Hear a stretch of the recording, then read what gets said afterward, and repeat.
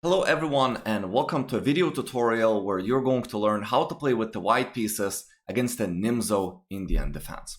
So start the game with d4, black goes knight f6, c4, e6, and over here there are a couple of different ways how white could be playing. Knight f3 is a popular move, g3 usually leads to the so-called Catalan opening, and knight c3 invites bishop to b4, which will be the Nimzo-Indian defense. Now it's important to note that after knight c3, we're threatening to go e4, overwhelm black with the central control, and then we'll have lots of very efficient squares in the center available to our bishops and knights. So perhaps some of the weaker players with black would be trying to opt for the Queen's Indian setup, go b6, and that would just allow you to get an overwhelming advantage with e4.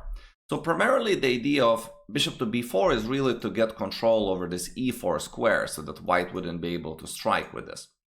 And white has quite a few options how to continue. Queen c2 and e3 are the most popular main lines, but we're going to be playing the move bishop to d2.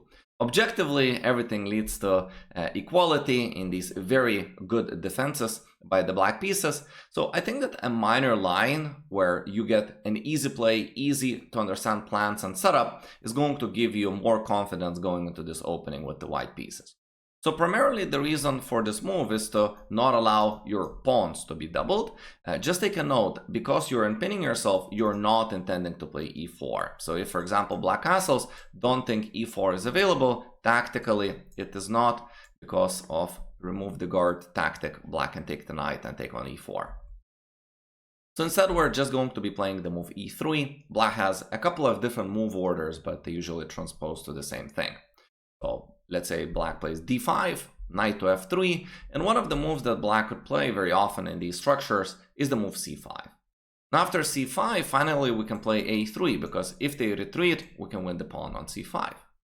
So they have to pretty much take, and then they try to win back the bishop pair with knight e4. Very often we're not intending to get double pawns, so rook to c1 is very natural in these positions, just to get back the capture of the bishop, capturing the knight back with the rook.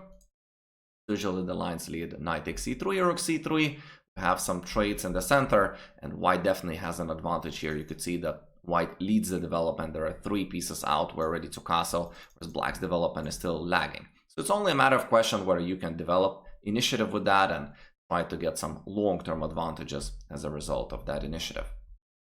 So as we're going back, instead of c5, b6 is slightly a bit more popular, and very often as a d4 player you probably know that at the moment they play b6, we can play c takes d5. Normally this would just open up the light square bishop, but when they play b6 we say that they kind of committed to the bishop over there, they weakened the light squares, and so it makes no sense a lot of times, or is dangerous for them to be playing bishop f5 or bishop g4, as those squares will be left there unprotected and vulnerable in the long run. We will just play bishop d3. The setup is super easy. I think that to any d4 players, all of these moves, rook c1, knight f3, bishop d3, the setup itself is very easy to remember, and you should be finding it very natural, with maybe a small exception of the dark square bishop being on d2. So black very often plays a6 to stop these knight b5 ideas in the future, and we gotta go for the typical knight e5 here with white in order to attempt and get an advantage. If this knight gets ever attacked, we're gonna bolster the pawn e5 with f4, being ready to take back with the f pawn to open up the rook in case ever the knight is getting taken.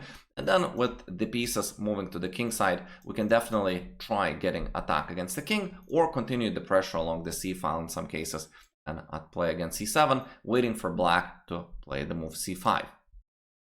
Typically, of course, black is going to be taking that knight, we'll take back, and as always, if e5 gets attacked, we're going to be playing f4.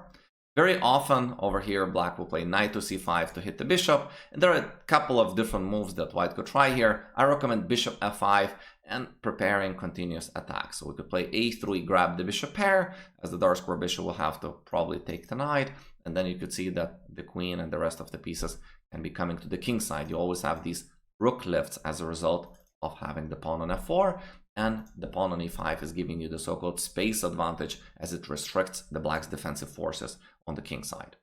So black has a couple of different ways to deal with that. If g6, I like queen g4, and here you're gonna build up the attack with bishop e1, bishop h4, bishop f6, trying to punish the door squares on the king side. there that are left when the dark square bishop of blacks is away. Instead, d4 would be considered to be one of the main lines. Would have to play knight e2 and discover the attack against the dark square bishop of blacks. Queen d5, attacking the checkmate. We will play rook to f3. Here we have trades. And over here, I believe that white has a great position again. We have some space advantage. Our king is somewhat opened, but we're the ones that could also build up the attack against the black's king due to the space advantage that we have and potential to bring a lot of pieces to the black's king. So that is my recommended setup and opening variation for you today against one of the best defenses from the black's point of view, the Nimzo-Indian. If you enjoyed the lesson, consider hiring me as your personal online chess coach.